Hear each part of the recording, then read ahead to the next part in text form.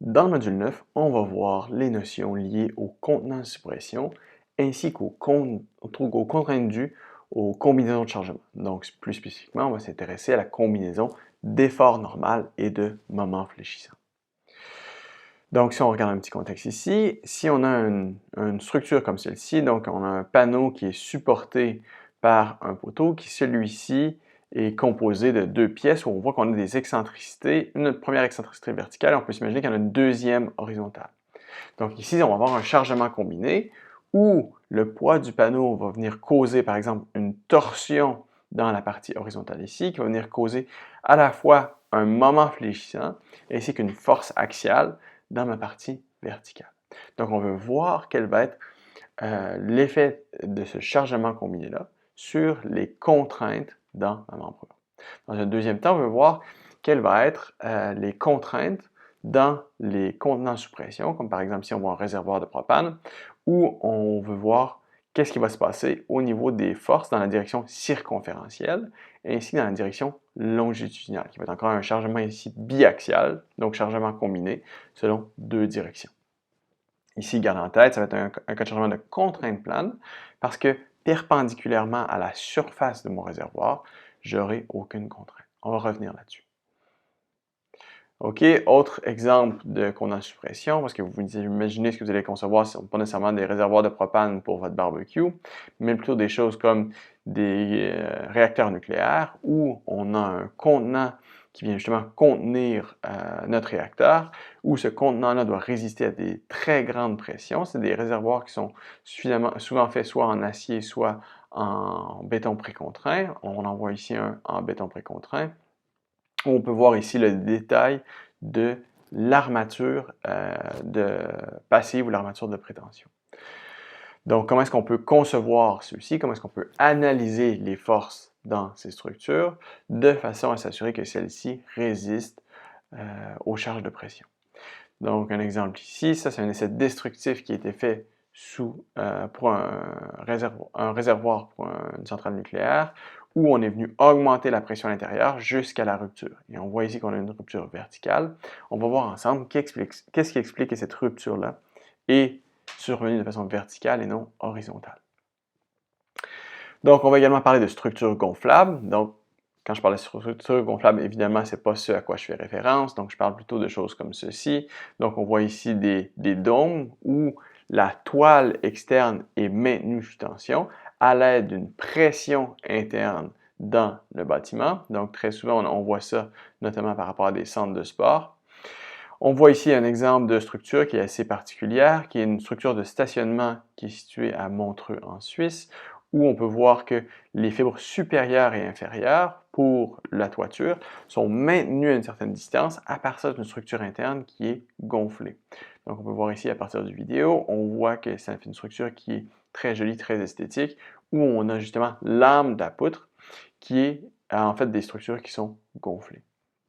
Autre structure un peu particulière, on peut voir ici une structure déployable ou un pont justement qui peut être déployé très rapidement, qui est bâti à partir de structures gonflables où les tendons ici, qui sont des tendons métalliques, qui viennent être éloignés de l'axe neutre de flexion à partir d'une structure interne qui est gonflable. On voit par exemple ici des structures qui peuvent supporter des charges importantes tout en pouvant être déployés sur le terrain et transportés de façon à faire des ponts d'urgence comme ce qui est représenté ici.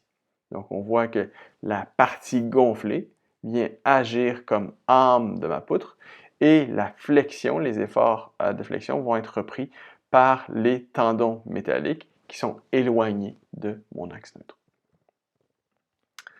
OK.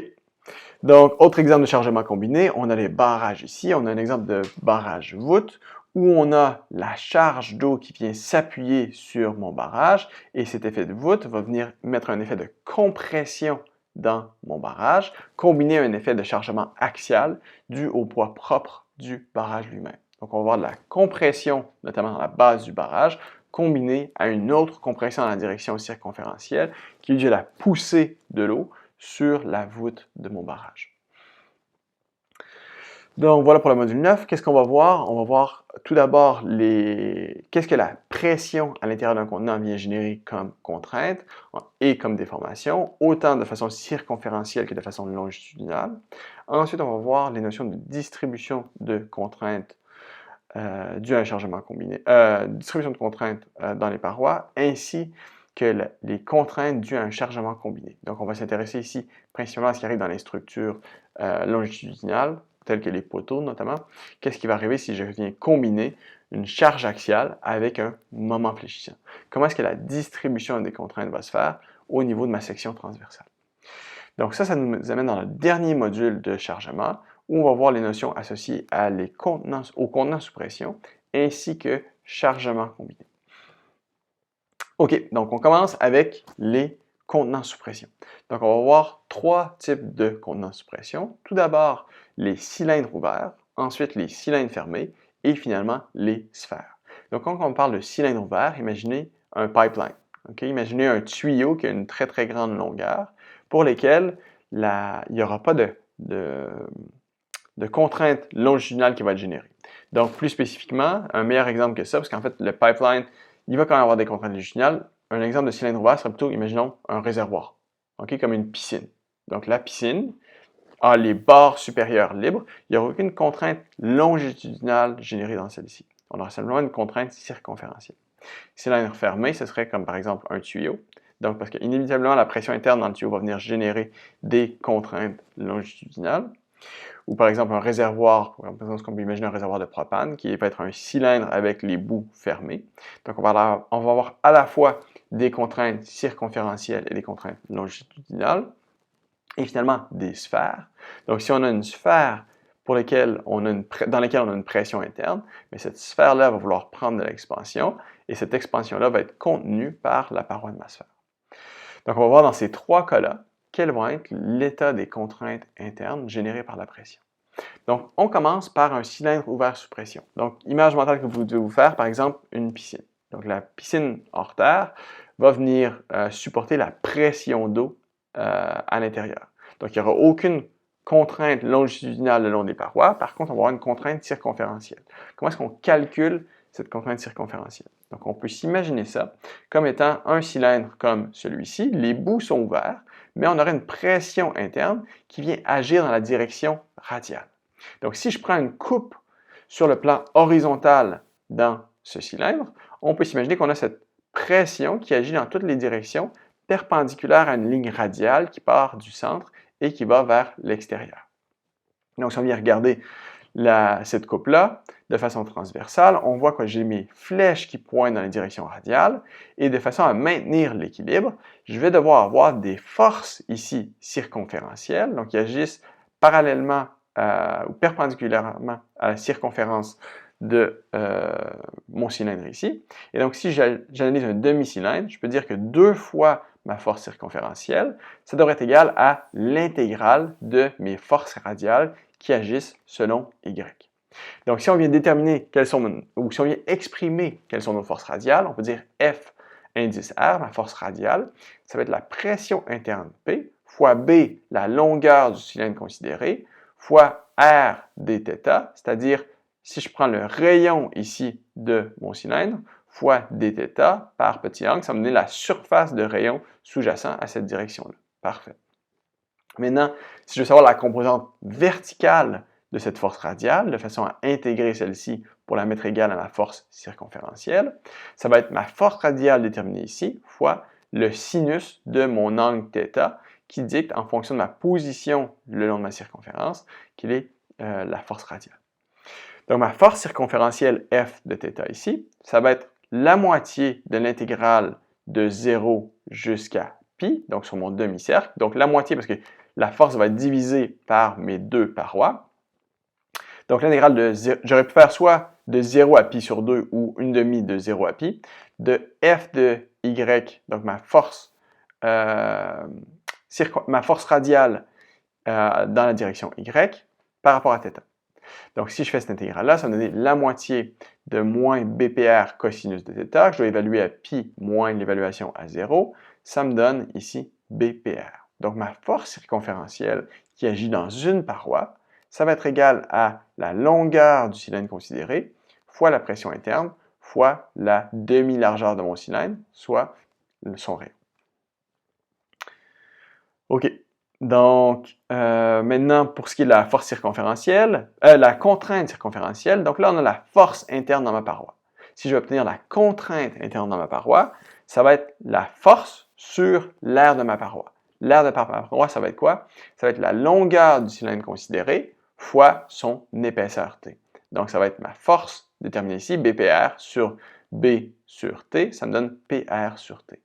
Donc, ma contrainte circonférentielle va être égale à ma pression interne fois le rayon de mon cylindre divisé par mon épaisseur de paroi. OK, donc maintenant, si on va regarder quelles vont être les déformations qui vont être subies par ce cylindre ouvert dans lequel j'ai une pression P. Donc ici, on peut s'imaginer, on va faire une coupe longitudinale dans la section de mon cylindre. Donc, je pourrais déplier celui-ci de façon à obtenir une plaque qui va être soumise à ma contrainte circonférentielle. OK? Ça va être un changement qui est entièrement équivalent. Donc ici, je sais que si je déplie mon cylindre, c'est l'équivalent d'avoir la contrainte circonférentielle qui agit toujours perpendiculairement à ma direction radiale, donc, et ma contrainte circonférentielle qui est PR sur T. Je sais que la longueur de ce cylindre qui vient d'être déplié, c'est en fait le périmètre de mon cercle, ça va être 2π fois son rayon.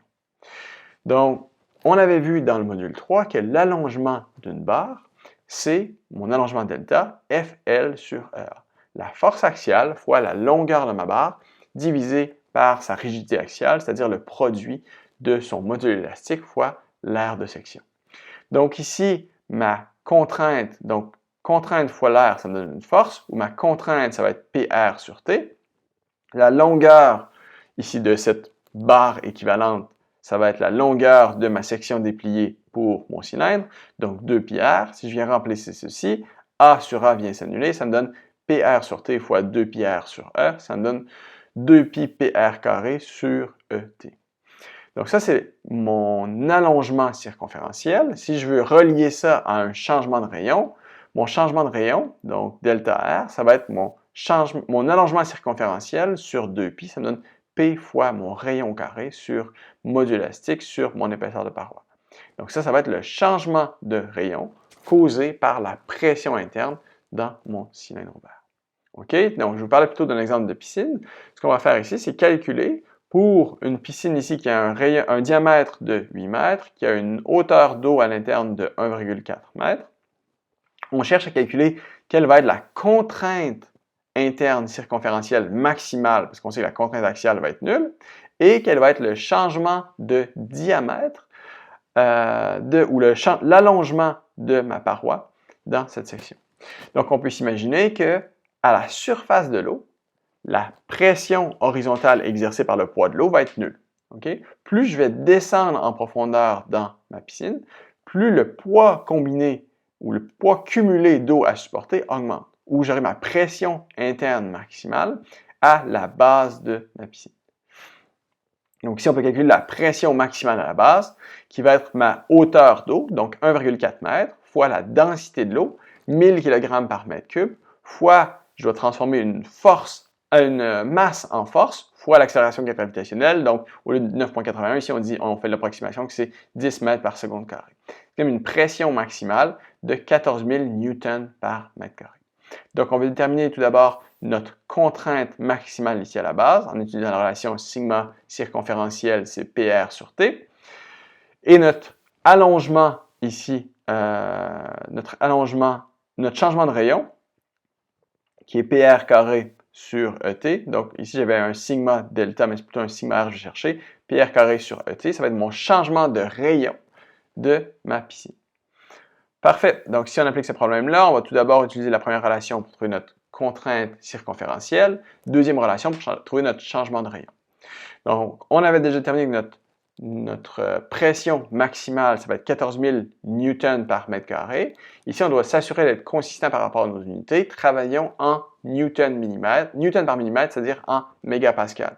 Donc, 14 000 newtons par mètre carré, ça me donne 14 fois 10,3 newtons par millimètre carré.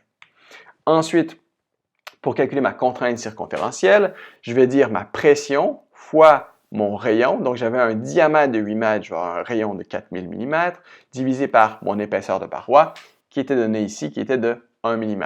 Donc, j'avais une épaisseur qui était donnée 1 mm. Ça me donne 56 mégapascales. Donc, on peut comparer ça. Donc, c'est une piscine qui est en aluminium. Donc, habituellement, on va avoir un bon facteur de sécurité avec 56 MPa comparativement à la résistance en traction de l'aluminium. Donc, maintenant, pour ce qui est du changement de rayon de ma piscine dû à la pression interne qui est nécessaire de façon à supporter l'eau. Donc, PR carré sur ET. Donc, ça va donner la pression interne, 14 fois 10.3 mégapascal, fois mon rayon 4000 mm au carré, sur mon module élastique. Donc, ici, en fait, il y a une petite coquille, ce n'est pas 200 000 MPa, ça va être 70 000 MPa. 200 000 MPa serait pour de l'acier, 70 000 MPa, ça va être pour de l'aluminium, fois 1 mm. Donc, il faudrait vérifier, mais je pense que ça a été calculé avec la bonne réponse, 70 000 mm, 4,2 mm. Ça, c'est mon changement de rayon causé par l'application de ma charge d'eau interne. Donc, gardez en tête que ça, c'est si on fait l'hypothèse qu'il n'y a aucune restriction au niveau du sol. Donc, ma base, il n'y a pas de restriction qui est faite par le contact au niveau du sol. Ma base est libre de prendre de l'expansion. OK, en pratique, bien, vous imaginez, vous n'utiliserez pas ces connaissances-là pour concevoir des piscines dans votre cours, mais c'est exactement les mêmes connaissances qui sont utilisées pour calculer la capacité ou pour venir concevoir des grands réservoirs qu'on peut voir ici, comme ceux qu'on peut voir sur la route dans l'est de la ville. Donc voilà pour ça. Maintenant, on va voir un deuxième cas où on a des contenants sous pression, mais cette fois-ci sous la forme de cylindres fermés. Donc avant, on n'avait aucune contrainte longitudinale qui pouvait se produire parce que nos bouts étaient ouverts. Il n'y avait pas de pression longitudinale sur les extrémités. Maintenant, on regarde un cylindre où on s'imagine que les extrémités sont fermées, de telle sorte qu'on va avoir une contrainte circonférentielle qui va venir se générer en même temps qu'une contrainte longitudinale. Donc ici, on va avoir une contrainte ici due à notre pression de bouchon. Dans notre contrainte circonférentielle, sigma θ, c'est PR sur T comme on avait avant. Donc c'est exactement la même chose, mais maintenant on a une force qui s'applique sur le bouchon où j'ai l'air de ma section qui va être pi r carré, où R c'est le rayon interne de mon cylindre, fois P. Donc habituellement, on ne va pas faire de distinction entre rayon interne et rayon externe parce que les dimensions qui vont nous intéresser vont avoir une très grande dimension de section par rapport à l'épaisseur de paroi. Donc ici, on ne distingue pas nécessairement entre notre rayon interne et rayon externe. On va prendre un rayon qui peut être un rayon moyen de paroi. Donc ma force axiale, la force, ou plutôt la force qui agit sur le bouchon Fx, ça va être l'aire de section de mon cylindre fois P, la pression interne. Maintenant, si je veux trouver quelle va être ma contrainte axiale dans ma paroi, une contrainte par définition, c'est la force sur l'air. Donc, on avait notre contrainte circonférentielle dans la direction ici transversale, qui avait été calculée précédemment, PR sur T. Maintenant, on cherche notre contrainte axiale, qui est due à la reprise des forces ici sur le bouchon dans ma paroi.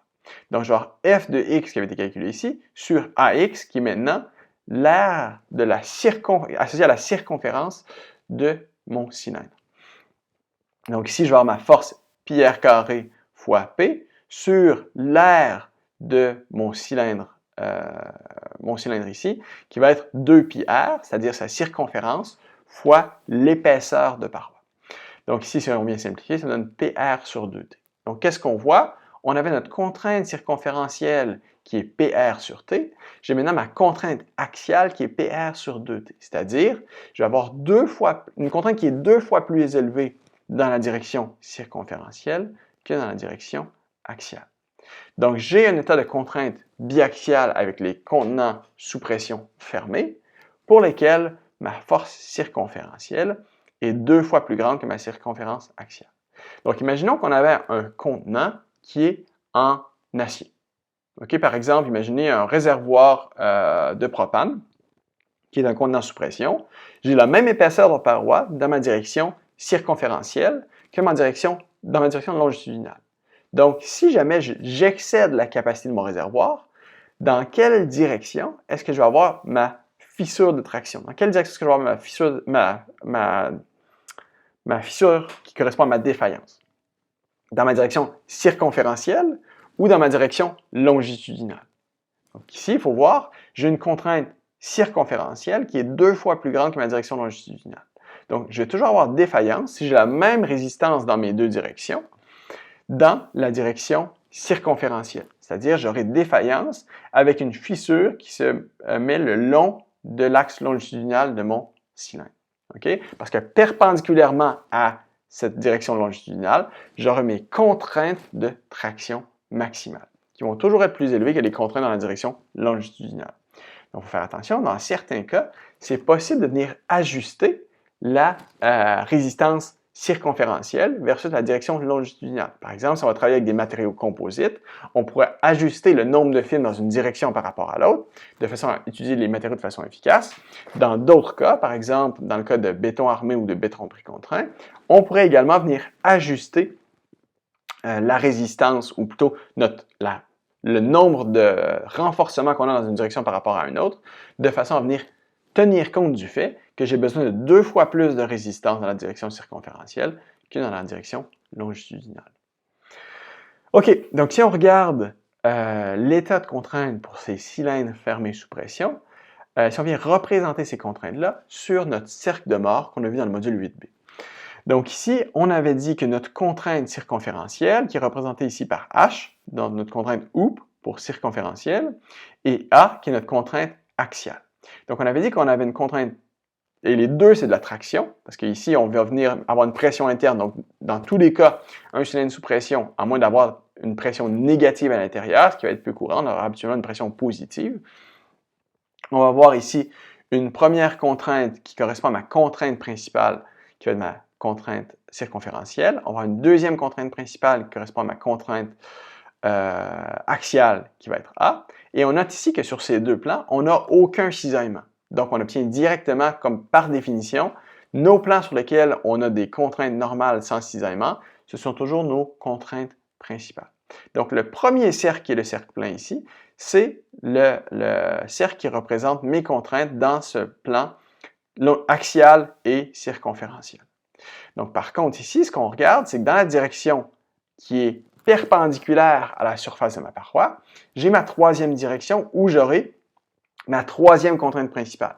Parce qu'on sait que bien qu'il y ait une pression interne, comme il n'y a pas de pression à l'extérieur de mon cylindre, il n'y a pas de pression dans ma direction perpendiculaire à ma paroi.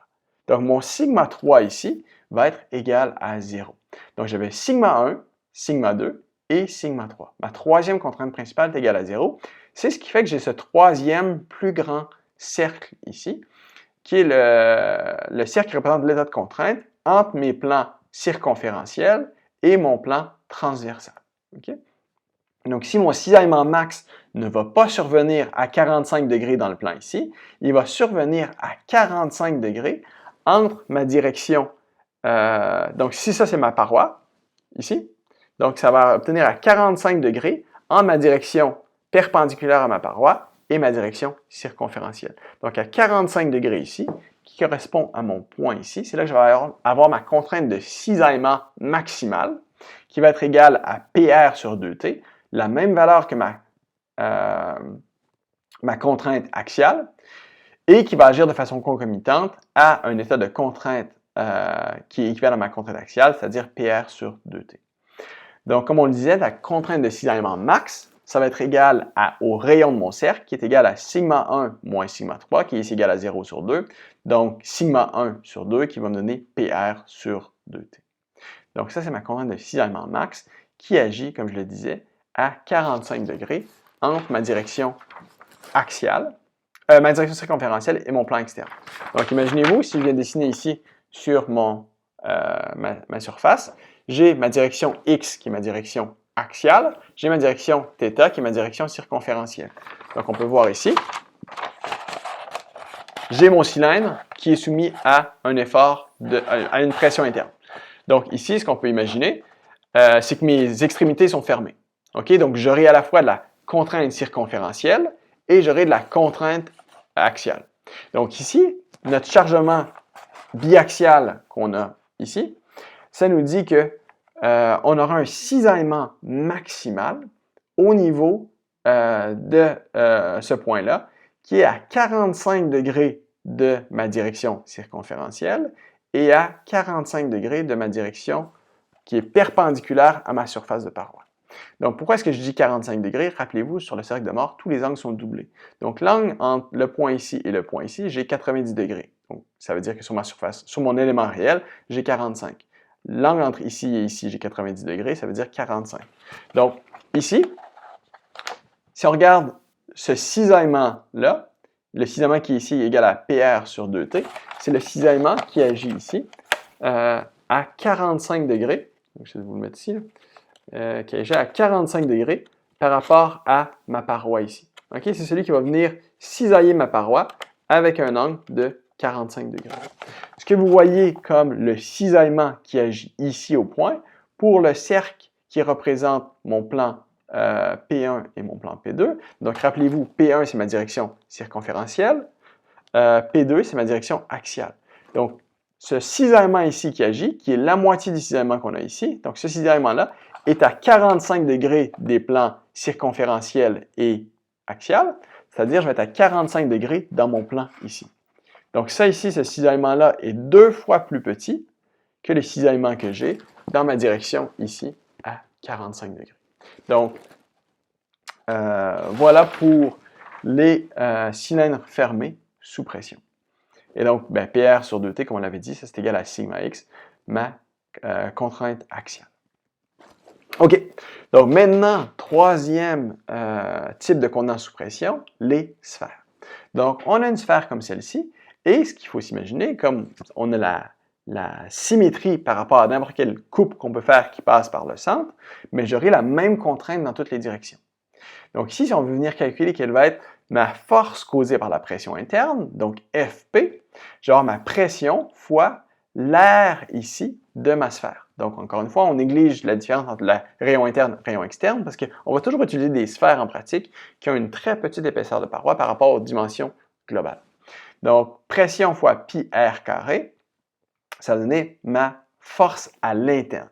Okay? Cette force-là va devoir être reprise par la contrainte sur ma paroi fois l'air de ma paroi. Donc, la force dans la paroi, ça va être quoi? Ça va être la contrainte interne dans la paroi fois l'air de paroi. Donc ici, ça va être sigma s fois l'air de paroi, ça va être le périmètre fois l'épaisseur. Donc 2 pi r, le périmètre d'un cercle, fois t, l'épaisseur de la paroi de ma sphère. Donc par équilibre des forces, la force interne générée par le gaz doit être équilibrée par la force interne dans la paroi de ma sphère. Donc, en mettant les deux égaux, je vais obtenir que ma contrainte interne de paroi est égale à PR sur 2T. Donc, si on se rappelle ce qu'on avait obtenu précédemment, ça, c'est équivalent à notre force axiale dans un cylindre soumis à une pression interne. Donc, c'est égal à sigma x, notre force axiale pour un cylindre. Donc, c'est de dire, les contraintes internes dans une sphère vont être 2 fois plus faibles que les contraintes internes dans un cylindre. Donc, si on a le choix entre une sphère et un cylindre de façon à supporter des contraintes internes ou supporter une pression interne, bien, on devrait favoriser la sphère parce que celle-ci va avoir des contraintes internes qui sont 2 fois plus faibles que le cylindre. Okay? Parce que pour le cylindre, OK, je vais avoir le même sigma x, mais par contre, je vais avoir une contrainte circonférentielle qui est 2 fois plus élevée. Je vais avoir une contrainte de cisaillement également, qu'on va le voir, qui est beaucoup plus élevée. Donc ça ici, c'est le cercle de Moore qu'on avait tracé précédemment pour représenter les états de contrainte interne pour mon cylindre fermé. Donc on avait P1 qui est ma contrainte circonférentielle, on avait P2 qui est ma contrainte axiale. On avait P3, on a un état de contrainte plane, parce que perpendiculairement à la surface extérieure de mon cylindre, j'avais aucune contrainte. Donc c'est ce qui fait que ça ici, c'est mon petit cercle de Moore qui représente l'état de contrainte sur les angles qui peuvent être à la surface de mon cylindre. Le cercle qui est pointillé, c'est les états de contrainte qui sont pour des plans qui sont inclinés par rapport à ma surface. Donc ça, c'est la surface de mon cylindre. Tous les plans qui sont inclinés comme ceci par rapport à la surface. Et c'est là, à 45 degrés, que j'ai ma contrainte de cisaillement max. Donc ça, c'était pour le cylindre fermé sous pression. Pour la sphère, maintenant, qu'est-ce qu'on a? C'est ce qu'on a ici à droite. J'ai P1 qui est égal à P2, parce que j'ai les mêmes sollicitations dans toutes les directions. Donc ici, P1 et P2 sont coïncidents, et P3 est encore une fois égal à 0. J'ai encore une fois une méthode de contrainte plane. Je n'ai pas de contrainte normale qui agissent perpendiculairement à ma paroi. Donc maintenant, j'ai un seul cercle, et ce cercle-là a une dimension maximale, un rayon de PR sur 2T, ce qui fait que ma contrainte de cisaillement max est égale à PR sur 4T. C'est-à-dire, ça va être la moitié de la contrainte de cisaillement que j'avais pour un cylindre, qui va être la même contrainte de cisaillement que j'avais, mais cette fois, dans le cas précédent, dans le plan, pour mon cylindre fermé. Donc, comme je vous le disais plus tôt, le petit cercle que l'on voit ici, ça correspond aux angles de cisaillement, donc le point max qu'on a ici, à la contrainte de cisaillement que je vais avoir à 45 degrés ici, dans mon plan. Donc, j'essaie de vous le mettre comme ça ici, là. À 45 degrés, comme ça ici. 45 degrés dans le plan.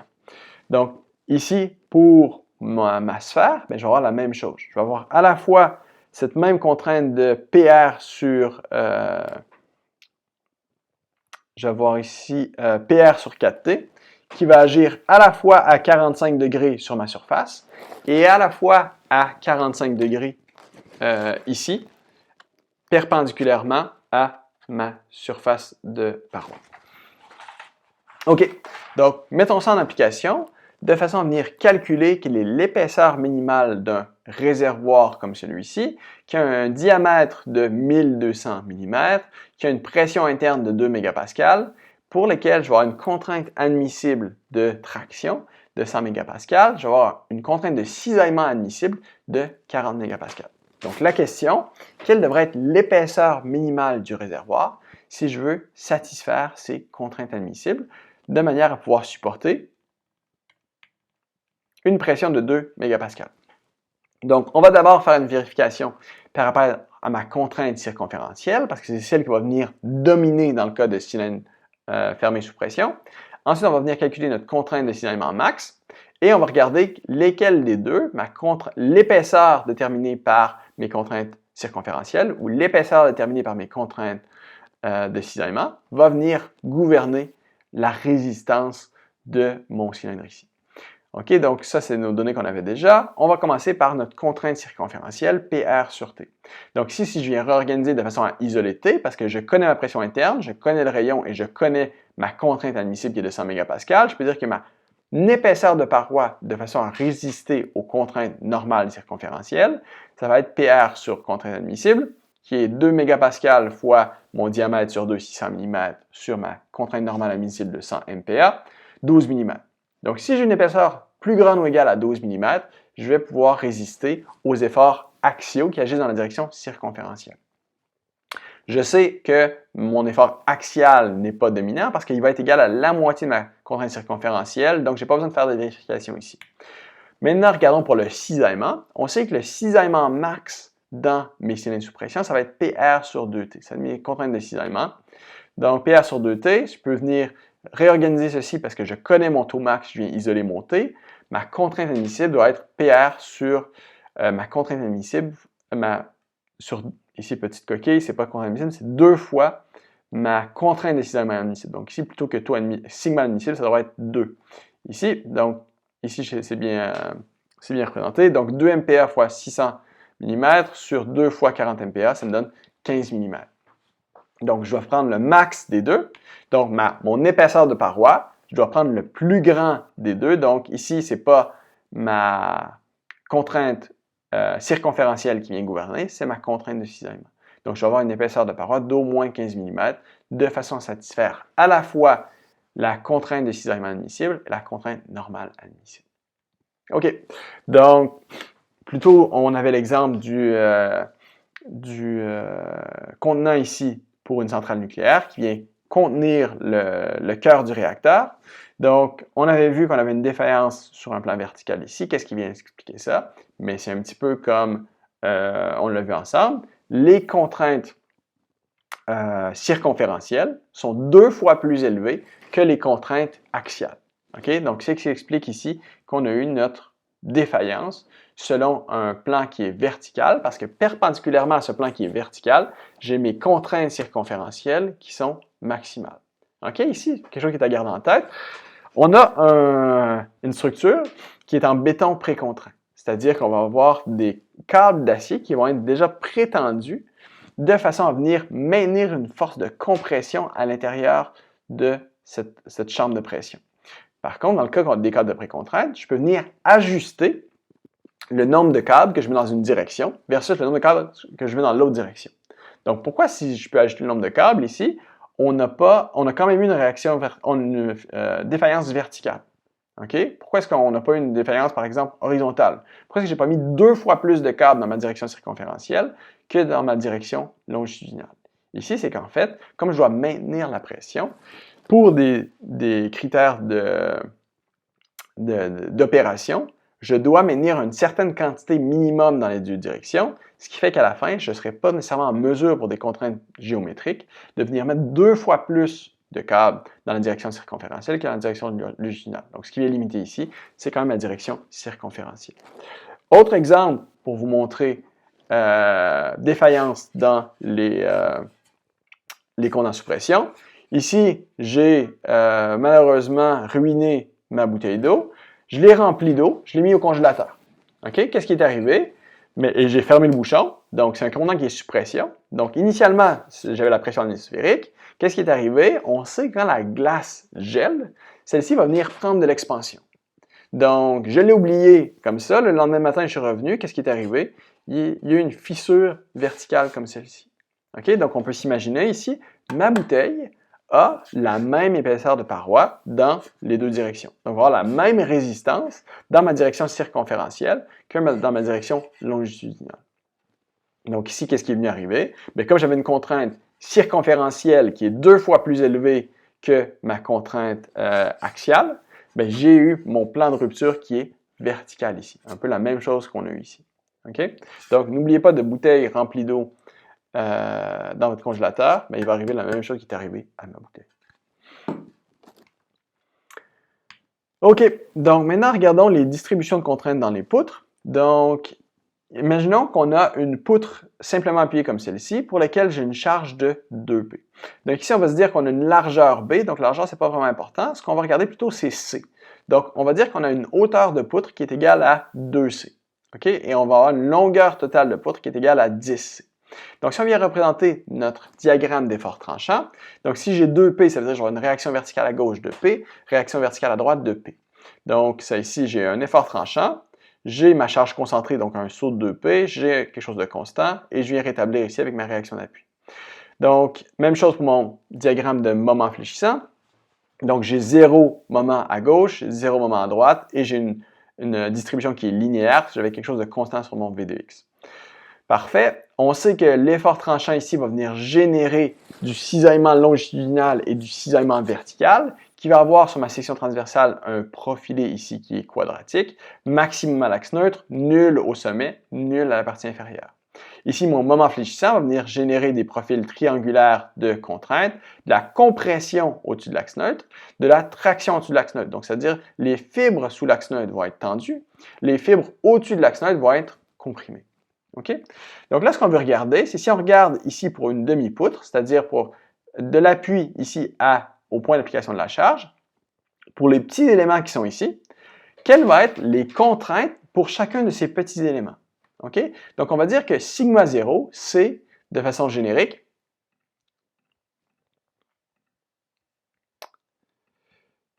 donc sigma 0, c'est P sur A, c'est-à-dire la charge appliquée P sur A, l'aire transversale de section, de façon à représenter ça de façon le plus générique possible.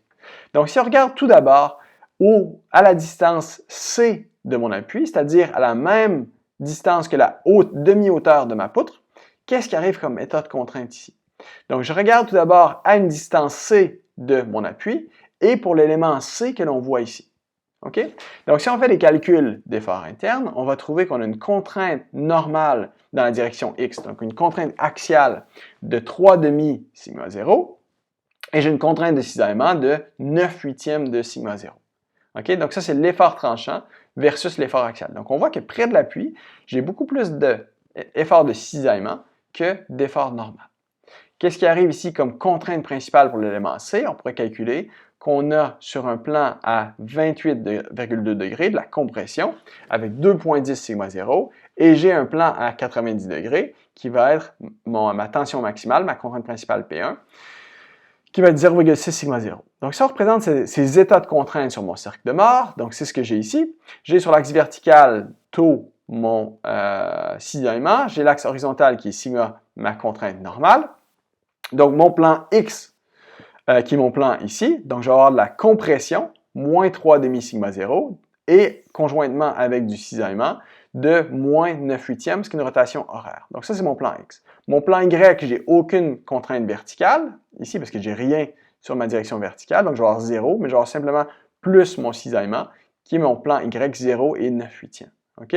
Je peux trouver mon centre, je peux tracer mon rayon, et c'est ce qui va me permettre de trouver ici mon 0,6, ma contrainte principale P1, mon moins 2,10, ma contrainte principale P2. OK? Donc ça, c'était pour le petit élément C ici, qui est à une distance C de ma réaction d'appui à gauche. Donc ce qu'on a ici dans la table, et qui est la table que vous pouvez trouver dans le manuel Craig, ce sont quels sont les états de contrainte pour chacun des éléments ici à une distance C et à une distance 4C de ma poutre. Donc, ce qu'on voit, c'est qu'à une distance C, si je regarde ici pour la fibre supérieure ou la fibre inférieure, j'ai ici que des efforts axiaux. À ma fibre supérieure, je vais avoir ici de la compression. Je vais avoir à la base de la traction. Si on regarde ici au niveau de ma section à 4C, je vais avoir la même chose, mais je vais avoir des contraintes ici de compression qui sont plus élevées plus je m'éloigne de ma force P, parce que mon moment fléchissant va être également plus élevé. Si je regarde au niveau de ma fibre inférieure, je vais avoir la même chose. Je vais avoir des contraintes normales qui sont plus élevées, plus je m'éloigne de ma force P. Si je regarde au niveau de l'axe neutre, qu'est-ce que je vais avoir? Je vais avoir mes contraintes de cisaillement maximales. Donc ici, on peut voir, et dans tous les cas ici, ce qu'on représente, ce sont les contraintes principales. Hein? J'ai oublié de le mentionner. Mais on a ici nos contraintes qui agissent sur nos plans où on a nos contraintes principales, donc aucun cisaillement. Donc ce qu'on a ici à 45 degrés sur les contraintes principales, on a à plus 45 degrés de la compression selon cette direction, on aura un plan à 90 degrés de la traction selon cette direction. Parfait. Et on voit que peu importe où je me trouve dans ma poutre, mais j'aurai exactement les mêmes valeurs de contraintes normales, de traction ou de compression. C'est-à-dire que pour un plan à 45 degrés de celle-ci, j'aurai un cisaillement longitudinal et un cisaillement vertical qui est constant, tel que illustré ici par mon diagramme d'effort tranchant. Donc, ce qu'il faut voir, c'est que mon effort normal va augmenter au fur et à mesure que je m'approche du centre de la poutre, où j'ai mon moment max. Par contre, mon effort tranchant, lui, va demeurer constant. Donc, ce qu'on aura en pratique, c'est une interaction entre ce moment fléchissant et cet effort tranchant. Donc, ce qu'il faut voir, si on trace les lignes de force pour le champ de contrainte plutôt dans ma poutre, on va voir qu'il suit des lignes comme celle-ci. Donc, les lignes qui sont pointillées représentent les contraintes principales de compression. Les lignes pleines représentent mes contraintes principales de traction. OK? Donc, ça marche? Donc, principale de compression et traction. Donc, il faut voir, c'est que notre contrainte maximale suit la ligne ici. OK? Donc, ça veut dire où est-ce que je pourrais avoir défaillance si cette poutre-là, par exemple, est en béton. Donc, je pourrais avoir des fissures qui vont apparaître perpendiculairement à mes lignes pleines, qui représentent mon champ de contrainte en traction. Ça veut dire que mes fibres inférieures sont tendues ici. Donc, je pourrais avoir des fissures qui se forment dans ma zone ici, parce que là, j'aurai mes contraintes de traction maximale. Autre endroit où, typiquement, je vais avoir des fissures, c'est au niveau de ma ligne à 45 degrés ici, où j'aurai mes contraintes maximales dues à mon effort tranchant. Donc ici, on a du cisaillement vertical qui agit de façon horizontale et verticale. À 45 de ça, ce que j'ai ici, c'est ma ligne verticale qui représente ma contrainte principale de traction, qui va faire une fissure. Comme la contrainte est dans cette direction, la fissure va être perpendiculaire à cette direction-là, c'est-à-dire dans ma direction à plus 45 degrés. OK, si on met ça en pratique, on a une poutre comme celle-ci, un appui en A, un appui en B, j'ai une charge répartie de 4 kips par pied. Je veux trouver ma section A pour une section transversale qui a l'air de ceci, qui est une poutre en I, à un point H qui est à 5 pouces au-dessus de l'axe neutre. On veut trouver quelles vont être nos contraintes axiales, nos contraintes de cisaillement et nos contraintes principales. OK? Donc, on veut faire ça pour une section A ici, pour le point H sur ma section transversale. Donc, si on trouve tout d'abord les moments internes, donc le moment à ma section A, ça va être quoi? Si je fais une sommation des moments qui est égale à 0, qui va être positif comme étant anti-horaire, donc je vais avoir ma réaction d'appui qui était déjà donnée de 72 kips, fois un bras de levier de 6 pouces, moins ma charge répartie 4 kips par pied fois 6 pieds, fois 6 sur 2, donc la moitié de mon bras de levier qui représente ma résultante.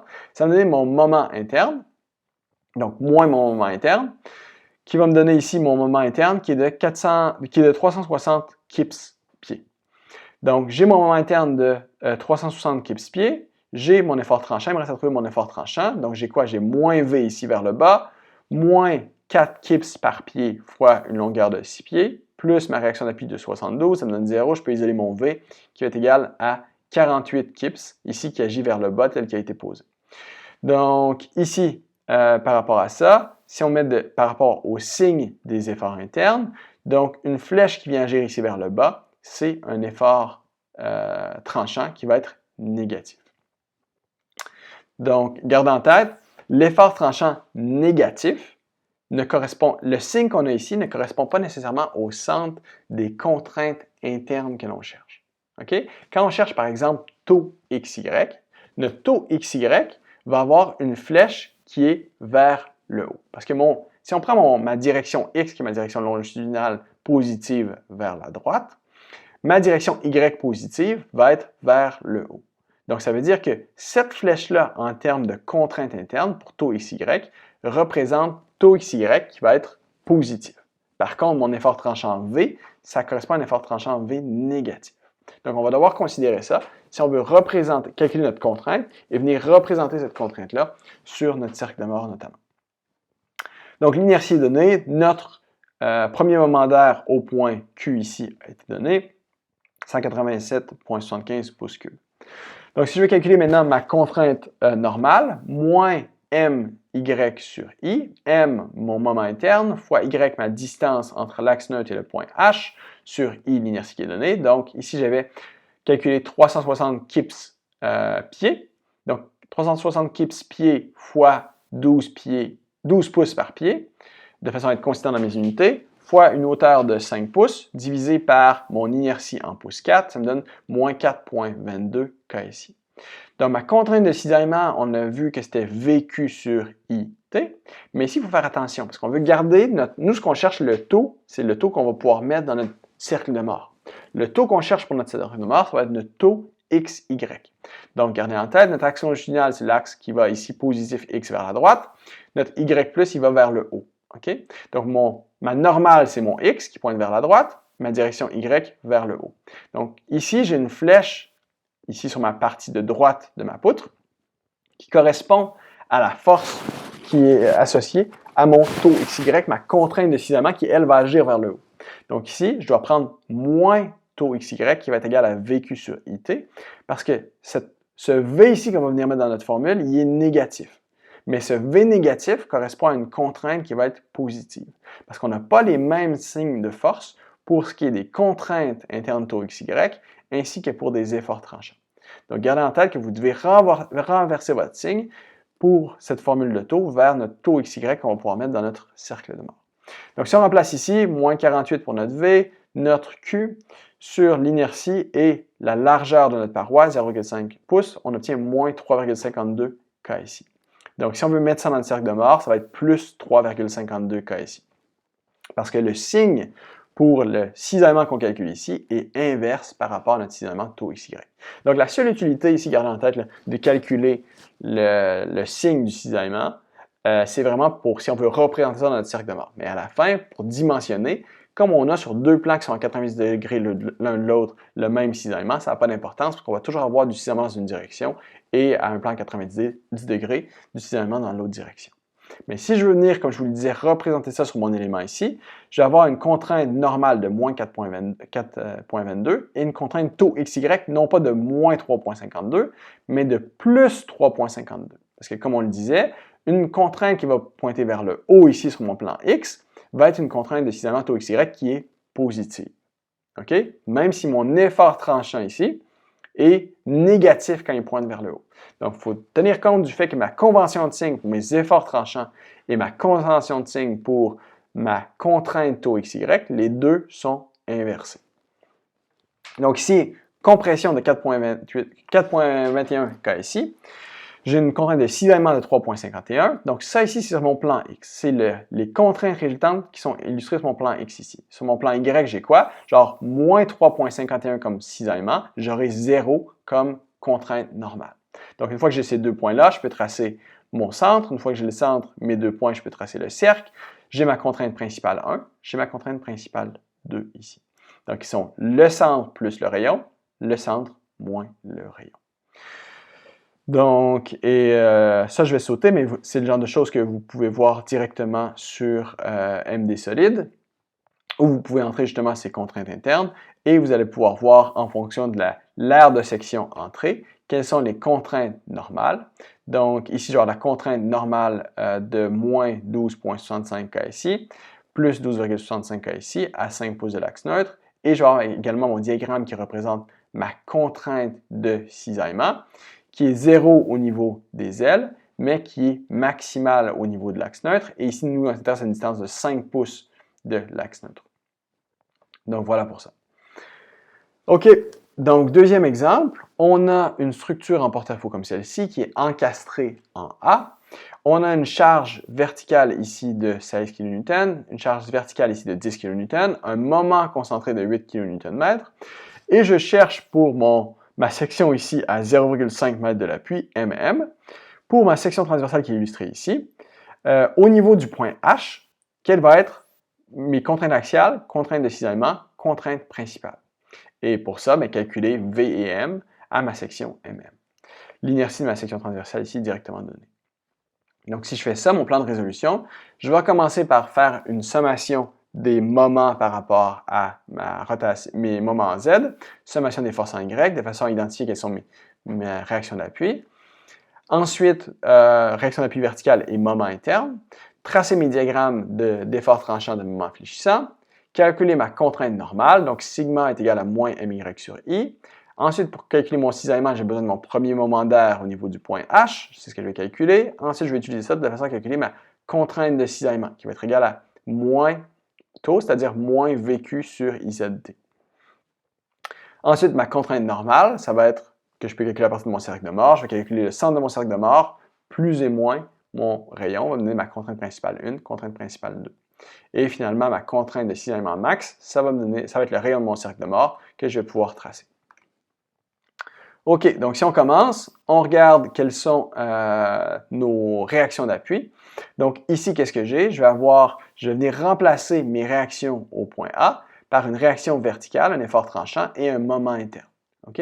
Donc si je viens faire ça, je vais faire une sommation des forces en Y qui doit être égale à 0. Donc je vais avoir ma RAY qui correspond à mon effort tranchant ici, moins 16 kN plus 10 kN, ça me permet d'isoler RAY qui est égal à 6 kN.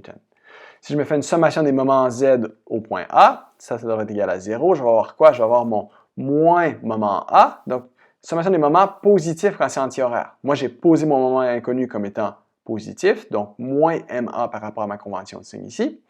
Moins 16 kN fois un bras de levier de 0,5 m, donc rotation horaire, donc négatif. Moins 8 kN mètre, qui est mon moment concentré, plus 10 kN fois 1 mètre, donc ma force fois son bras de levier, rotation anti-horaire, donc positive. Donc ça me permet d'isoler MA qui est égal à moins 6 kN/m ici, dans la direction opposée qui avait été posée. Donc à partir de ces informations-là, je peux maintenant tracer mes diagrammes d'effort tranchant. Donc maintenant, si je veux avoir mon V, donc je sais que j'avais une réaction d'appui de 6 kN. Donc je pars à 6, j'ai rien entre les points ici A et le point d'application de ma charge, donc j'aurai un diagramme d'effort tranchant constant. J'aurai un saut de moins 16 qui m'amène à moins 10. j'ai rien entre la charge ponctuelle et mon extrémité B. Je suis constant et je vais avoir un saut de 10 kN qui me ramène à 0. Parfait. Donc ensuite, j'ai mon diagramme de moment fléchissant. Donc, qu'est-ce que je vais avoir? Je vais avoir ici mon moment que j'avais calculé pour mon moment de moins 6 kN. Ensuite, qu'est-ce que j'ai entre moins 6 et mon moment concentré? Mais j'ai ici une évolution constante de mon effort tranchant. Donc, si j'ai quelque chose de constant, j'aurai quelque chose de linéaire ici pour mon moment fléchissant. Quelle va être la valeur ici? Ça va être ma valeur initiale de moins 6 plus l'intégrale de mon diagramme d'effort tranchant, c'est-à-dire moins 6 plus 6 fois 0,5 mètres. Donc, ça me donne moins 6 plus 3, ça me donne ici moins 3 kN. Ici, j'ai un saut de plus 8. Donc, je passe de moins 3 à plus 5. Et ensuite, qu'est-ce que j'ai ici? J'ai quelque chose de constant pour V. Je vais avoir quelque chose de linéaire pour M. Et je sais que j'ai un bord libre ici, donc je m'en vais à 0. Voilà pour mon diagramme mes diagrammes d'effort tranchant et de moment fléchissant. Donc, à la section qui m'intéresse, donc la section MM, qu'est-ce que je vais avoir comme effort tranchant? Je vais avoir un effort tranchant de 10 kN et genre un moment fléchissant de 5 kN. Parfait. Donc, si je vais calculer maintenant ma contrainte normale, moins MY sur IZ, donc moins mon M, 5 kN, ça fait 5 fois 10 à la 6 Nm, moins mon Y, ça va être quoi? C'est la distance entre l'axe neutre et le point H. J'ai une distance totale de 25 mm, moins l'épaisseur de paroi de 10, moins 25 moins 10. Donc, moins parce que je suis sous l'axe neutre, sur l'inertie de ma section transversale, ça me donne 56,18 MPa, qui va être ma contrainte de traction au point H. Parfait. Maintenant, si je vais calculer ma contrainte de cisaillement, je vais calculer mon premier moment d'air au point H ici. Je suis sous l'axe neutre, je vais venir isoler simplement ma semelle inférieure. Donc, ça va être la somme de, plutôt ici, ça va être simplement le produit de l'air de ma semelle inférieure, c'est-à-dire 100 mm fois 10, multiplié par la distance entre l'axe neutre et le centroïde de cette section. Donc, c'est-à-dire, je vais avoir mon A' qui va être mon aire de section, 100 mm fois 10 mm d'épaisseur, fois ma distance entre l'axe neutre et le centroïde, c'est-à-dire ici, je vais avoir 25 mm moins la moitié de l'épaisseur de ma paroi, donc 10 mm sur 2, qui me donne un premier moment d'air de 20 000 mm3.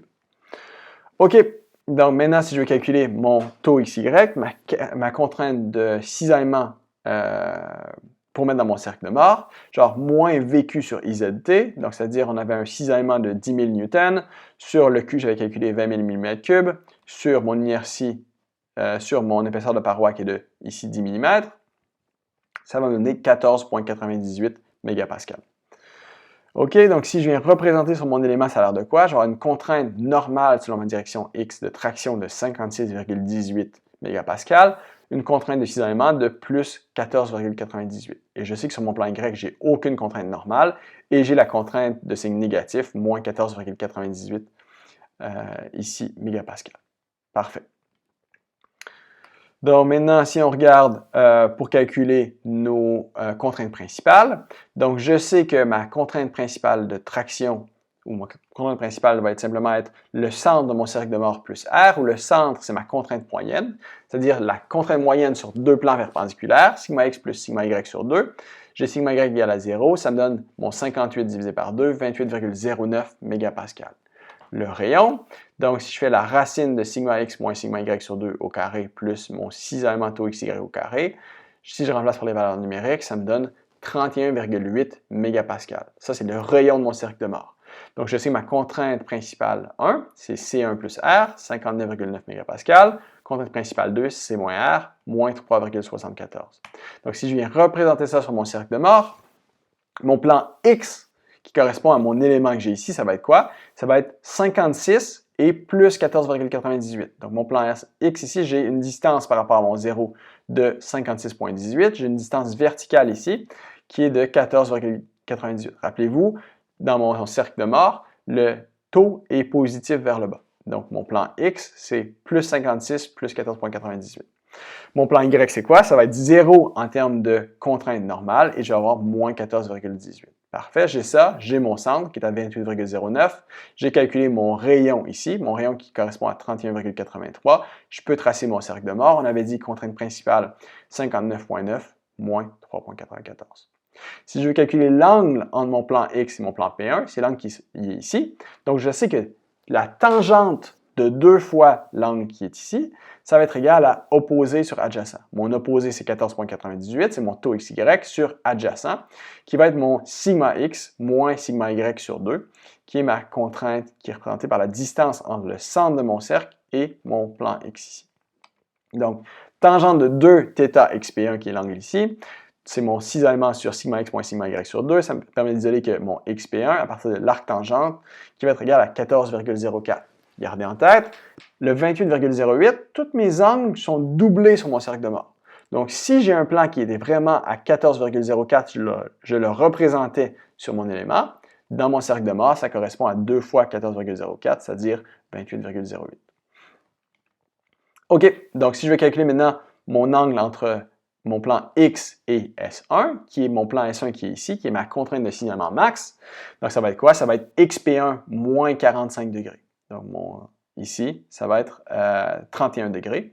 Et donc sur mon cercle de mort, plutôt qu'être 31 degrés, ici je vais avoir 62 degrés, parce que c'est 2 θ.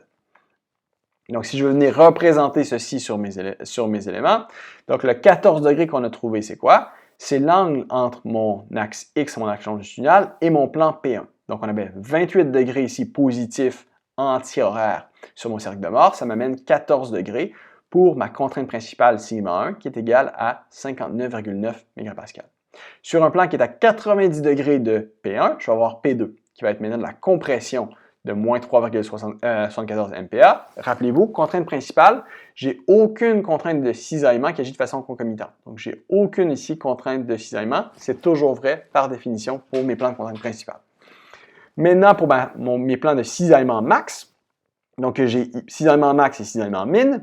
Donc, sur mon plan S1 ici, mon plan S1 qui, on l'avait dit, était à moins 31 degrés. Donc, ça ici, sur mon cercle de mort, j'avais moins 62, ce qui m'amène sur mon plan réel à moins 31 degrés. J'ai S1, mon plan de cisaillement max, où j'ai ma contrainte de cisaillement ici positive, qui est égale à mon rayon de 31,83. Donc, 31,83 négatif, c'est ici mon plan S2, j'ai de la contrainte négative de cisaillement, qui correspond ici. Donc, le plan qui est ici, S1, c'est ce que j'ai ici. Le plan S2, c'est le plan ici.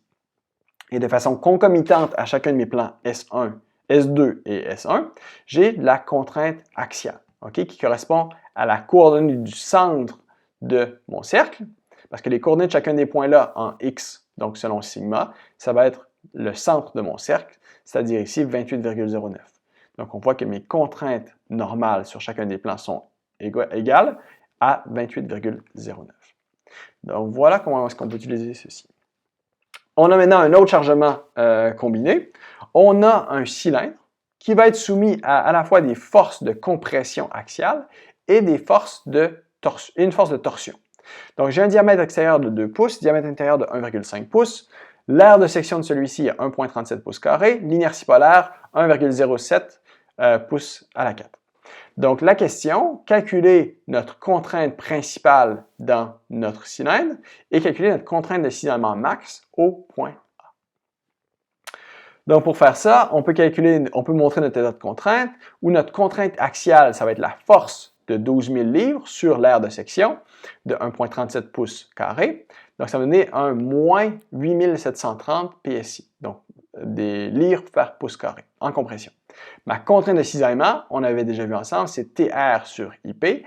Mon couple de torsion fois le rayon, mon rayon maximal externe, sur IP, mon inertie polaire qui est donné. Donc, ma contrainte de cisaillement qui va agir, qui va être ici, négative, ça me donne 10 057 PSI, qui va agir vers le bas ici, tel que représenté.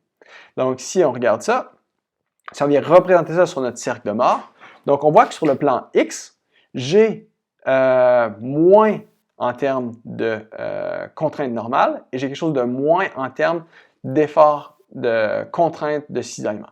Donc, si je vais avoir comme sur mon plan X, moins 8730 et moins 10 057 PSI. OK? Sur mon plan Y, qu'est-ce que j'ai? J'ai aucune contrainte normale, donc je vais avoir mon 0 pour contrainte normale, je correspond à mon axe vertical. Et sur ma coordonnée verticale, je vais avoir plus ma contrainte de cisaillement, c'est-à-dire plus 10 057 PSI. Et gardez en tête, sur mon cercle de mort, ma contrainte est positive vers la droite, mon cisaillement est positif vers le bas. Donc ça me permet de trouver mes contraintes principales en trouvant ici le centre du cercle, qui est équivalent ici à moins 4665. Je peux trouver mon rayon, donc mon rayon ici qui est égal à 10 964. Centre plus rayon, ça me donne ma contrainte principale 1, qui est mon 6599 PSI de traction. Ma contrainte principale 2, qui va être égale à moins, donc centre moins rayon, moins 15 329. OK? Si on regarde avec MD solide, comment est-ce qu'on peut retrouver ceci? Donc, on a un module de chargement combiné. Donc, dans le module de chargement combiné, vous avez plusieurs configurations possibles ici. Nous, on veut un pipe shaft avec straight with torque. Donc, ça, c'est ce que j'ai ici. Où j'ai ma force axiale P, qu'on avait dit qui était de 12 000 livres. J'ai un couple de 10 800 livres-pieds. Donc, j'ai 12 000 livres, 10 800 livres-pieds, parfait. Livres-pouces. J'ai un diamètre extérieur de 2 pouces, diamètre intérieur de 1,5 pouces. Parfait. Ici, il faut donner une certaine longueur. J'ai mis 100 pouces, mais ça peut être mis de façon arbitraire. On peut venir calculer. Et on voit ici l'état de contrainte pour, par exemple, mon point A. Donc, pour mon point A, je vais avoir de la compression. Je vais avoir de la contrainte de cisaillement dans cette direction-là. Je peux faire la même chose pour mon point D. Et on voit ici tous les calculs qui ont été faits dans MD solide, où on peut voir notamment nos contraintes principales. Donc, on a vu nos contraintes principales, sigma P1, 6599 et moins 15 000. 6599 et moins 15 000. On voit qu'on retourne sur nos pieds ici. Donc, vous pouvez vérifier vos résultats à l'aide de MD solide. Et si vous voulez utiliser MD solide, vous pouvez également venir représenter ces contraintes sigma X et taux XY dans le logiciel ou dans la partie cercle de mort de façon à obtenir vos diagrammes ici. OK? Donc, je vous laisserai faire ça comme devoir à la maison. Mais vous obtiendrez ce qu'on a ici. Vous obtiendrez également les représentations pour les contraintes sur les plans inclinés. Donc, j'ai ici mes contraintes principales. Je vais avoir sigma 1, sigma 2. Donc, ma contrainte principale de 6599, c'est ce que j'ai ici. Sur un plan 90 degrés, sigma 2, j'ai ma contrainte de compression. Et j'ai sur les plans qui sont ici. Donc, j'ai le plan ici de contrainte de cisaillement max. Donc, mon plan P1 ici, qui va représenter mon plan que j'ai ici. Donc, mes plans P1 sont ces deux plans pour lesquels j'ai les contraintes de cisaillement dans la direction anti-horaire positive. Et ça ici, c'est mes deux plans qui sont représentés ici. Donc, je vais avoir de façon concomitante une contrainte de cisaillement égale à 10 900 PSI et une contrainte ici de compression qui agit dans la même direction partout de 4 365 PSI. OK, regardons maintenant les chargements combinés. Donc, on va voir un rappel des calculs de contraintes pour les chargements axiaux, chargements de torsion, chargements de flexion. Et on va voir comment est-ce qu'on peut rapporter ça pour le calcul, notamment dans les cadres rigides qui sont très utilisés pour l'analyse et pour la conception de bâtiments multi-étagés. Ensuite, on va voir quelles sont les hypothèses à satisfaire pour effectuer cette combinaison de chargements. On va voir comment est-ce qu'on peut faire la combinaison dans le cas spécifique ici de chargement de flexion et de chargement axial. Donc, je vais avoir par exemple une colonne de bâtiment qui va être soumise à un effort de compression ainsi qu'à un moment de flexion. On va voir par rapport à ça comment est-ce qu'on peut venir dessiner ou comment représenter une courbe d'interaction FM, c'est-à-dire effort axial et moment fléchissant. Donc, ce qu'on avait vu avant, on avait vu comment est-ce qu'on peut calculer une contrainte due à un effort normal, à un moment de torsion, à un moment de flexion et à une force de cisaillement. Donc, on avait pour la force normale F, moment de torsion T, moment de flexion M et effort tranchant V. Donc, pour une force normale, ma contrainte normale, c'est la force sur l'air. Pour un moment de torsion, notre contrainte générée sur notre surface extérieure, ça va être T fois ρ, le rayon externe, sur IP, l'inertie polaire. Pour un moment de flexion, ça va être moins MY sur I. Pour une force de cisaillement, ça va être VQ sur inertie de la section fois la largeur de ma section. Donc, ce qu'on va voir maintenant, c'est comment est-ce qu'on peut superposer ces contraintes-là. Donc, si on vient superposer les chargements, on voit que par linéarité, on peut également superposer les contraintes induites. Donc, on va s'intéresser spécifiquement à la combinaison d'effort normal et de moment fléchissant. Donc, par exemple, si j'ai un portique ici pour un bâtiment multi-étagé. Donc, j'aurai un bâtiment à 2 étages pour lesquels j'ai les encastrements ici et j'ai des assemblages rigides partout. Où j'ai ici des charges horizontales de 40 kN au niveau supérieur, 60 kN au premier étage. Donc, ce qu'on va avoir ici, quand on va faire l'analyse de cadres rigides comme ceux-ci, c'est ce que vous allez faire notamment dans vos prochains cours d'analyse de structure, vous allez trouver les diagrammes d'efforts axiaux, d'efforts tranchants et de moments fléchissants. Et donc, par rapport à ça, qu'est-ce qu'on va faire? On va venir trouver quelles vont être les contraintes internes générées par la combinaison de ces 3 efforts-là. Donc, ici, si on regarde notamment pour l'effort axial et les moments fléchissants, comment est-ce qu'on peut calculer ces efforts internes? Donc, les hypothèses que l'on doit satisfaire de façon à appliquer cette méthode-là, on doit avoir des matériaux qui sont linéaires et élastiques. On doit avoir des petites déformations et des petits déplacements, de façon à ne pas avoir d'excentricités qui sont générées dans les dimensions de notre structure. On doit avoir des structures qui sont stables, c'est-à-dire pas de flambement, pas de voilement, pas de déversement et pas d'effet P-delta. Donc, flambement, rappelez-vous, c'est des déplacements hors plan dans des membrures soumises à des efforts de compression. Du voilement, en fait, ça va être du flambement local sous une sous-partie d'une section transversale. Le déversement, ça va être le déplacement latéral d'un élément soumis à des efforts de flexion. Et des effets P-delta, c'est notamment ce qui est lié à des petits déplacements. Si j'ai, par exemple, une structure élancée, je viens ajouter des efforts dans celle-ci, mais ma structure peut venir se déplacer. Plus ma structure va venir se déplacer sous l'application de chargement, par exemple, combinaison de chargements verticaux et horizontaux, mais plus ma structure se déplace, plus je vais avoir une excentricité par rapport aux charges appliquées. Et il peut y avoir comme ça un effet non linéaire qu'on va voir des effets P-delta. Donc, pour l'instant, on n'ira pas plus en détail, mais c'est le genre d'effet que vous allez voir notamment dans le cours qui va suivre, ce cours de résistance des matériaux. Vous allez voir plus en détail ces effets non linéaires d'effet P-delta. OK. Donc, maintenant, on va se concentrer sur une combinaison de moments de flexion et de chargement axial. Donc, qu'est-ce qu'on peut dire? C'est que sur une section transversale ici, qui a un axe longitudinal X, un axe transversal ici dans une direction Z et un autre axe ici dans une direction Y. Donc, ma contrainte sigma x par rapport à une coordonnée y et par rapport à une coordonnée z peut être donnée ici par la superposition de ma force axiale plus mon moment selon y multiplié par une excentricité en z. Donc, le moment qui tourne selon y va venir faire une contrainte qui évolue, qui varie selon ma position z. À l'opposé, mon moment en z ici va faire une contrainte qui varie selon ma direction y. Dans les deux cas ici, je vais venir diviser pour mon moment y par rapport à mon inertie autour de l'axe y. Pour mon moment z, divisé par l'inertie autour de l'axe z. Donc, on voit ici qu'on a un plus pour my, on a un moins pour mz. Pourquoi? Parce que si j'ai mon moment qui est défini comme étant positif my ici, donc positif selon la règle de la main droite, donc le pouce, si mes doigts suivent la direction de la flèche, pousse dans la direction y ou pointe dans la direction y positive. Donc ici, si j'ai un moment positif, pour une direction Z+, j'aurai des fibres tendues. Donc je vais avoir ici mon plus.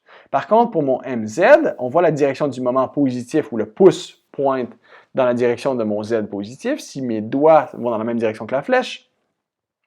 Donc j'aurai pour une direction Y qui est plus grand que 0, donc ici dans la direction qui est Y positif, j'aurai des efforts de compression. Donc des efforts ou des contraintes de compression, je dois avoir mon signe qui est négatif de façon à respecter ma convention de signe que j'ai ici.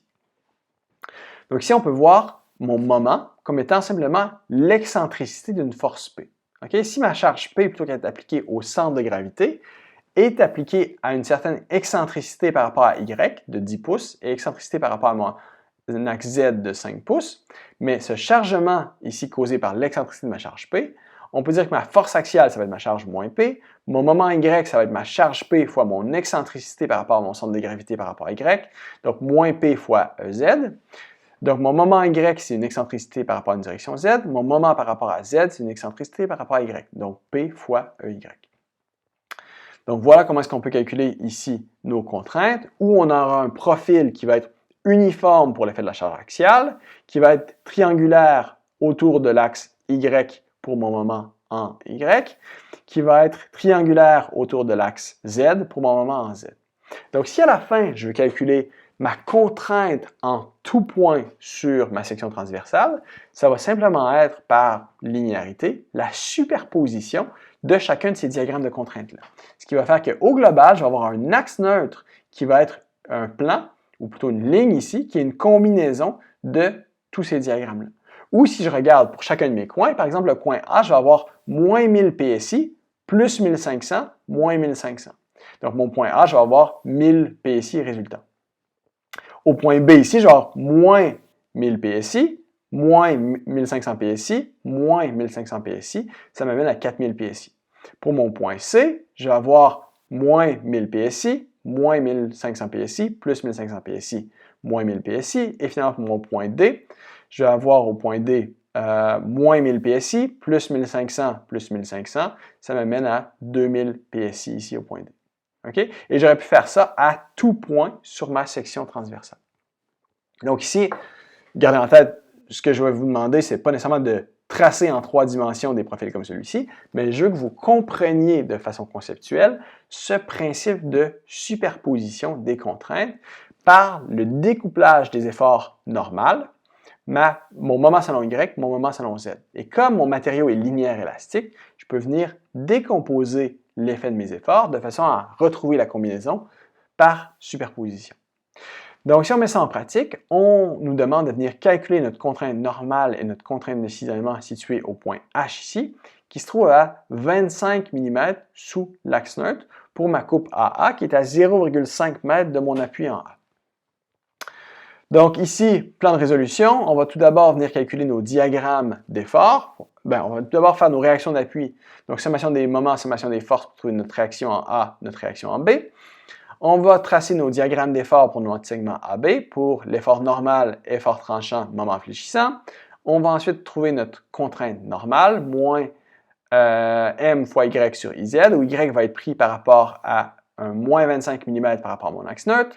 Je vais vouloir trouver ma contrainte de cisaillement, c'est-à-dire je vais devoir calculer mon premier moment d'air par rapport à une section qui est à moins 25 mm de l'axe neutre. Une fois que j'ai ça, je vais pouvoir trouver mon taux XY qui est moins vécu sur IZT.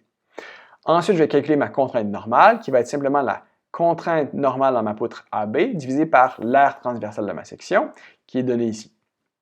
Ensuite, je vais calculer mes contraintes principales, le centre de mon cercle de mort plus R et mon taux max qui va être directement égal à R. Et je vais venir tracer ça sur mon cercle de mort.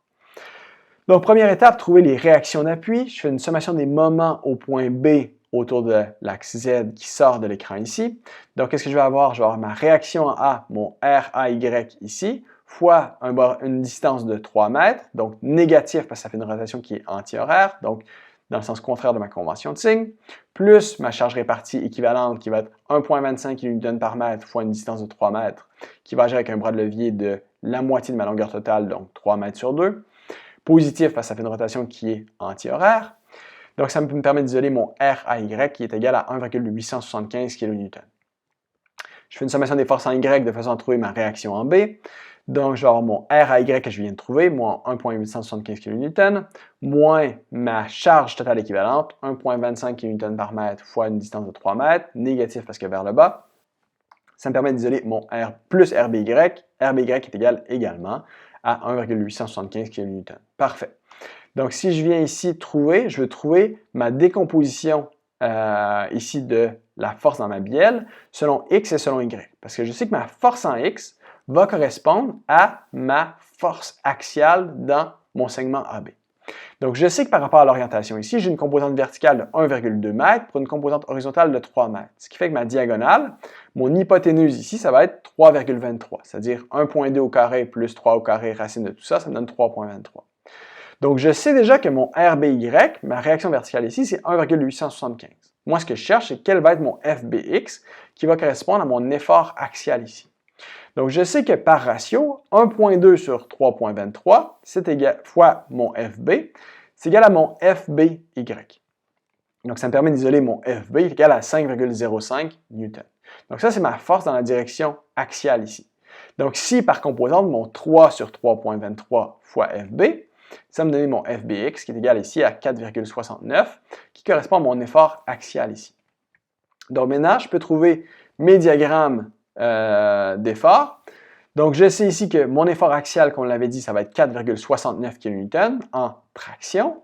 Je vais avoir mon effort tranchant, plutôt, je vais avoir mon effort normal ici qui est de plus 4,69, positif parce que c'est de la traction. Mon effort tranchant, on avait calculé dans notre réaction RAY, c'était 1,875 kN. On avait dit qu'on a une charge répartie de moins 1,25 kN par mètre. Donc, si je fais 1,875 et je viens faire l'intégrale de ma charge répartie ici pour trouver ma partie au point B ici, donc 1,875 plus moins 1,25 fois une longueur de 3 mètres, je viens additionner les deux, ça va mener à moins 1,875. Et on voit que ma réaction d'appui en B, c'était 1,875. Si j'ajoute ça ici, ça me ramène bel et bien à 0. Parfait. Maintenant, si je veux trouver quelle est l'intersection ici où j'aurai mon moment max, qu'est-ce que je fais? Je fais 1,875 divisé par la valeur de ma charge répartie. Donc 1,875 sur 1,25, ça va mener ici à une distance de 1,5 m de l'appui. Ici, je suis à une distance de 0,5 m de l'appui. C'est ma coupe AA qui m'intéresse. Donc ici, si je fais 1,875 moins 1,25 fois 0,5 m, ça va m'amener à 1,25 kN. Pour mon moment fléchissant, je sais que de part et d'autre, de par les conditions d'appui, je suis rotulé et rotulé, donc je n'aurai aucun moment fléchissant. Je sais que j'aurai mon moment max où j'ai mon effort tranchant nul. On avait dit que c'était à 1,5 m de l'appui. Donc, si je veux trouver la valeur de mon moment max ici, ça va être l'intégrale 0 plus l'intégrale de mon effort tranchant, c'est-à-dire 1,875 m fois une longueur de 1,5 m divisé par 2 puisque j'ai un triangle, ça va me donner 1,4 kN/m. Donc, j'ai un profil qui est quadratique ici. Parfait. Donc là, il me demandait quel va être mon effort normal à une distance de 0,5 m. On avait 4,69 kN. Mon effort tranchant à une distance de 0,5 m, j'aurai 1,25 kN. Et mon moment fléchissant à une distance de 0,5 m, j'aurai ici 0,781 kN/m. Comment est-ce que je trouve ça? Ça va être mon point 0 plus l'air sous la courbe ici. Donc, l'air sous la courbe, c'est un trapèze. Donc, on avait dit qu'on avait un effort tranchant de 1,875 ici, 1,25. Donc, je fais 1,875 plus 1,25 divisé par 2 fois la largeur de mon trapèze ici qui est 0,25. Ça va me donner ici 0,781 kN/m. Donc, voilà pour mon moment fléchissant. Maintenant, si je veux calculer ma contrainte normale au niveau de ma section H qui est à 25 mm sous mon axe neutre, donc, ça veut dire que je vais avoir moins mon moment de 0,781 fois 10 à la 6 Nm fois une distance par rapport à l'axe neutre de moins 25 mm, négatif parce que je suis sous l'axe neutre, divisé par l'inertie de ma section qui était donnée ici, ça me donne 7,34 mégapascal en traction. Maintenant, je vais calculer ma contrainte de 6 éléments. Je vais débuter par trouver mon premier moment d'air. Donc, comme je m'intéresse au point H, je vais conserver la partie qui est sous ma coupe à la hauteur H. Donc, ça va dire l'air de ma section, ça va être 5 mm, ma largeur de paroi, fois la hauteur. Donc, j'ai une distance ici entre la partie inférieure et l'axe neutre qui est de 98,06 mm, moins 25. OK? Donc, ça va me donner une aire ici, 98,06, qui est la hauteur de l'axe neutre, moins 25 mm, fois la centroïde de ma partie qui a été isolée ici. Donc, ça veut dire quoi? Ça va être 98 mm moins 25, ça va être ma hauteur ici, divisé par 2, plus 25 mm. Donc, ça me donne ici, si je fais le produit des deux termes, 22 481 mm3. Donc, pour trouver mon taux XY, c'est égal à moins VQ sur IZT. Donc, ça veut dire mon moins l'effort tranchant que j'avais trouvé de 1,25, donc moins 1250 N sur le Q que j'ai identifié ici, divisé par l'inertie de section, divisé par la largeur de section, ça me donne 2,11 mégapascal. Donc, le moins ici, c'est pour m'assurer que je respecte ma convention de signe, qui est une convention d'oscillement qui est positif vers la droite ici. Maintenant, ma contrainte normale, ça va être l'effort normal sur l'aire de section. Donc, on avait déterminé un effort normal de 4690 newtons sur un aire de section de 11 mm², ce qui me donne une contrainte normale de 4,26 mégapascales. Donc, ma contrainte totale au point H, ici, ça va être la superposition de ma contrainte normale et de ma contrainte de flexion.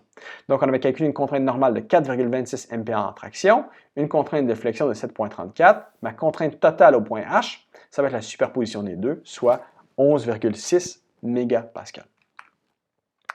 OK? Donc, si on représente cet état de contrainte-là, donc au point H, j'ai une contrainte de traction de 11,6 MPa, qui est la combinaison de mon effort normal et de mon moment fléchissant, et une contrainte négative de cisaillement de 2,11 mégapascales. Donc, si maintenant je vais calculer mes contraintes principales, je vais commencer par trouver le centre de mon cercle et son rayon. Donc, le centre, c'est la somme, ou plutôt la moyenne des contraintes sur les plans x et y. Donc, sigma x plus sigma y sur 2. Mon sigma y est égal à 0. Donc, ça va être mon 11,6 MPa. Mon sigma x sur 2, 5,8 mégapascales. Mon rayon, si je remplace ici mes valeurs numériques, ça me donne 6,17 mégapascales.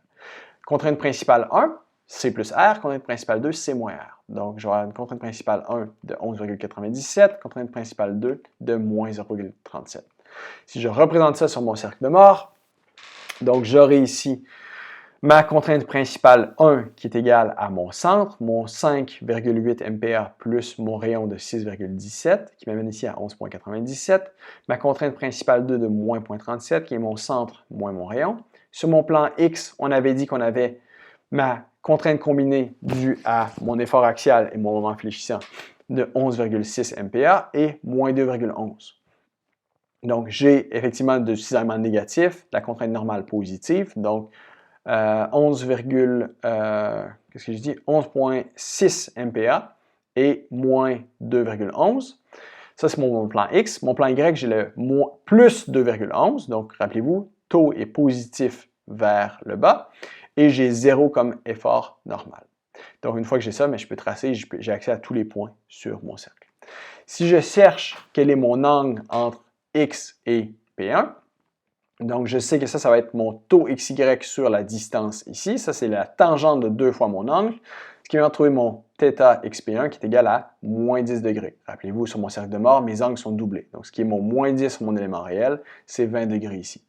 Donc, mon θ xS2, ou mon S2, c'est ici, ça va me donner θ xP2 plus 45 degrés, ce qui va me donner 35 degrés ici. Donc, l'angle que vous voyez ici, c'est 2 fois 35 degrés.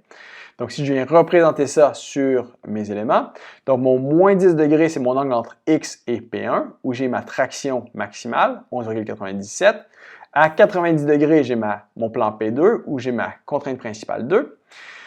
Où j'ai mon plan de cisaillement max ici, ça va représenter mon S1, mon S2. Donc, mon S2 ici, qui est à 35 degrés, où j'ai mon cisaillement ici qui est négatif. J'ai ici sur mon plan P1 mon cisaillement qui est positif. De façon concomitante, j'ai une contrainte normale qui correspond au centre de mon cercle de 5,8 mégapascales.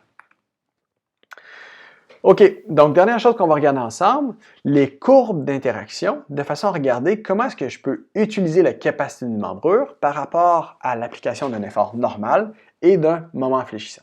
Donc, dans le domaine élastique, je peux venir plastifier une membrure en appliquant une contrainte normale uniformément répartie sur la section.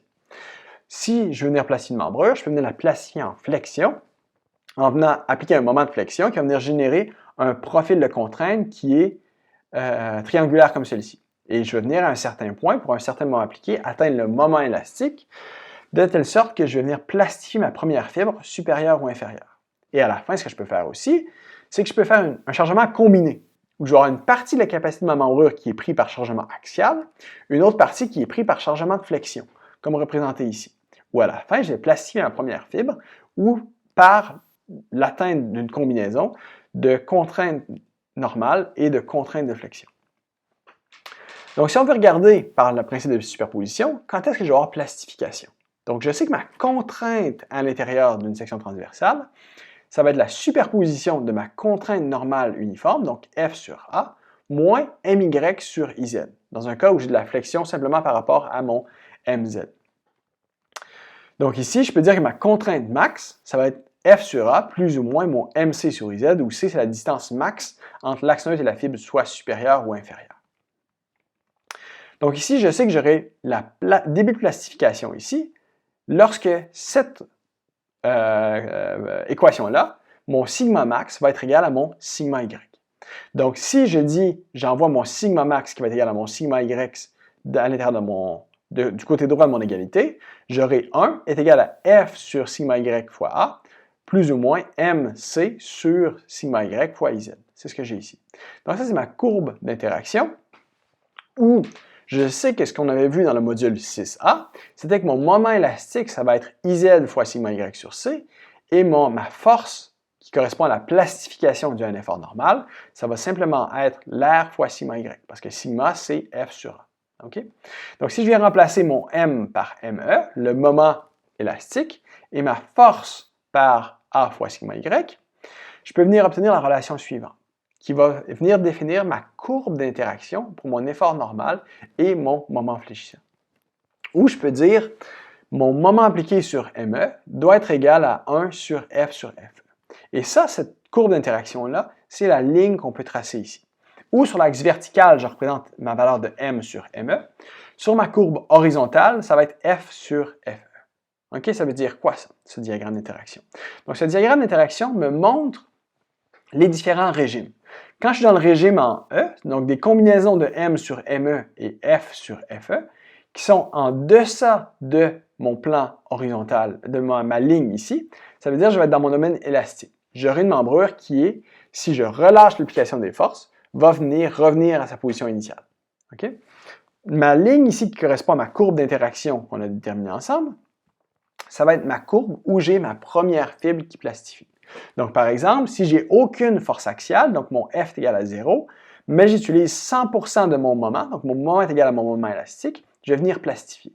Au contraire, si j'utilise aucune capacité en flexion, donc j'ai aucun moment, mais je peux aller avec l'application une charge jusqu'à F qui est égale à ma force élastique, donc sigma fois A, en chargement axial. Et la ligne qu'on voit ici, c'est quoi? C'est l'interaction possible entre l'application d'un moment et d'une charge axiale qui va conduire à la plastification de ma première fibre. Et dès qu'on est au-dessus de cette ligne-là, on a une structure qui a soit plastifié partiellement ou qui a complètement fait défaut. Donc, on a des courbes d'interaction ici qui peuvent nous montrer comment est-ce qu'on peut combiner des chargements axiaux et des chargements de flexion avant d'atteindre notre limite élastique. Donc, en résumé, ce qu'on a vu ensemble ici aujourd'hui, on a vu comment calculer les contraintes dans les cylindres fermés et ouverts sous pression. Donc, on a vu que notre contrainte circonférentielle, ça va être 2 fois notre contrainte axiale et que notre contrainte de cisaillement maximale va être égale à sigma x, notre contrainte axiale. Pardon. On a vu que notre contrainte circonférentielle, c'est PR sur T, notre contrainte axiale, c'est PR sur 2T. Et ce qu'on avait vu ici, si on vient représenter ça sur notre cercle de Moore, on a notre contrainte circonférentielle qui est notre contrainte principale, c'est-à-dire sur un plan qui agit sans cisaillement. Notre contrainte principale 2 qui va être notre contrainte axiale, notre contrainte principale 3 qui est la contrainte qui agit perpendiculairement à la surface de paroi. Et ici, par rapport à ça, on va avoir un cisaillement max à 45 degrés par rapport à notre surface normale à notre paroi et notre direction circonférentielle. OK? Et notre valeur de cisaillement max qui est égale à PR sur 2T. La distribution des contraintes dans les poutres peut être calculée en regardant pour chacune des sections possibles, donc à une section donnée sur ma poutre, pour une section donnée sur ma section transversale, je peux venir calculer quelle va être ma contrainte normale, ma contrainte de cisaillement, par superposition, où je vais venir faire la superposition des efforts normaux, des contraintes normales dues à l'effort N, des contraintes normales dues à l'effort MZ. Ça va me donner ma contrainte sigma x. Je vais faire la même chose pour ma contrainte taux xy, et ça va me permettre de trouver mes contraintes principales dans la poutre à n'importe quelle position dans celle-ci. Donc, vous êtes maintenant en mesure de venir analyser les contraintes en n'importe quel point dans une poutre.